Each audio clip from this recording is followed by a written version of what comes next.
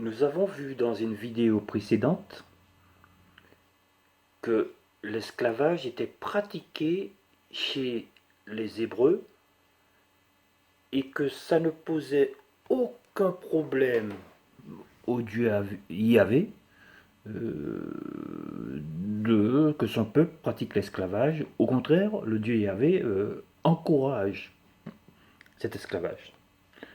Bien. De même que dans le Coran, l'esclavage a été aussi toléré.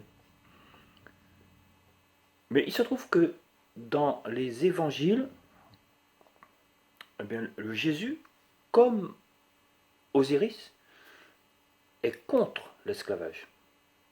Vous donnez les faits.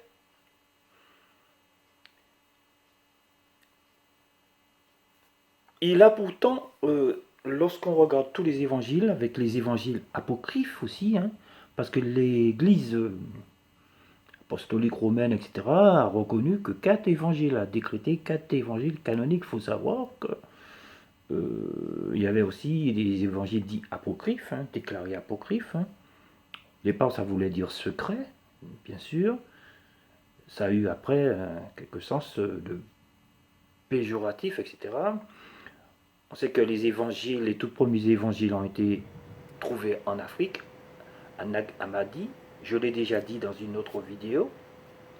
Donc, le Jésus a des apôtres qui sont esclaves, qui est esclave, d'accord. Dans les évangiles apocryphes, Jésus réclame l'abolition de l'esclavage. Par exemple, dans l'évangile selon Thomas, Jésus dit, par exemple, faites le supérieur comme l'inférieur, alors vous entrerez dans le royaume des cieux.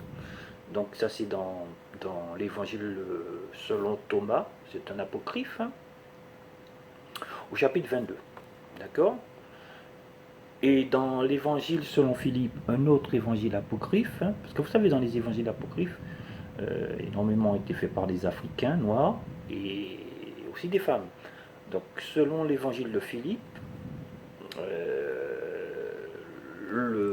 Jésus met en garde contre la pratique de l'esclavage, puisqu'il dit, en ce monde, les esclaves sont au service des hommes libres, dans le royaume des cieux, les libres seront au service des esclaves. Car il a dit, Jésus, il nous convient de remplir toute justice. Donc ça c'est dans Philippe chapitre 87 et 89. Puisqu'il est dit après, dans un autre chapitre, ça c'est le chapitre un peu avant, effectivement, l'esclave n'aspire qu'à être libre, il ne cherche pas la fortune de son maître. D'accord. Concernant maintenant la morale chez les Hébreux est bien primitive comparée aux préceptes moraux des Égyptiens anciens, des Kamites. Parce que les Kamites, c'était la Mahat, la vérité, justice, etc.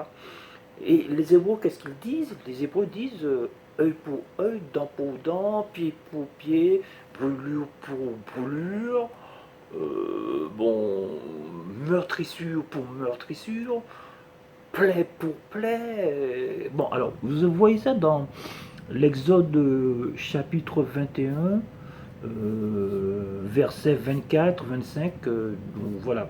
Et aussi, il me semble, c'est répété dans le Deutéronome, chapitre 19 et verset 21. C'est ce qu'on appelle la loi du talion, bien sûr. Alors que Jésus demande de pardonner les ennemis et de faire l'aumône et de prier en secret. Quelque chose de vraiment, on va dire, c'est le comble. C'est le comble. C'est, selon moi, c'est peut-être l'endroit où il y a la plus grande contradiction entre l'Ancien Testament et le Nouveau Testament, entre la Torah et les évangiles, c'est que dans la Torah, eh ben, le Dieu Yahvé se laisse tenter par le démon. Dans Job, l'histoire de Job. L'histoire de Job. Hein, puisque le démon vient provoquer, entre guillemets, le Yahvé. Hein, il dit, bon voilà, est-ce que tu es capable regarde, mais Job qui est là, qui est ton serviteur, hein, il est bon, etc. Je suis sûr que si tu le mets à l'épreuve, tu le rends pauvre, qu'il perde sa famille, etc. etc. Et tu verras, il va te renier. Et le Yahvé se laisse tenter, hein, par le démon, quoi. Or, il est dit dans les évangiles, c'est-à-dire le Nouveau Testament, lorsque Jésus, lui, se fait tenter par le démon, il répond, il dit au démon, tu ne tenteras pas le Seigneur ton Dieu.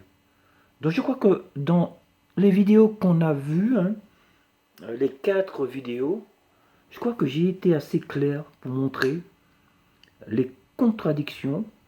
Il y en a encore d'autres, hein, bien sûr. Je n'ai pas été exhaustif, bien sûr, mais j'ai ciblé les principales contradictions, hein, pour montrer que les catholiques, ont commis la boulette de leur vie en associant, hein, Nouveau et Ancien Testament et en voulant faire croire aux gens que le Dieu de l'Ancien Testament était le Père du petit Jésus. Je vous remercie. Ankudia Seneb, ça veut dire vie, santé, force.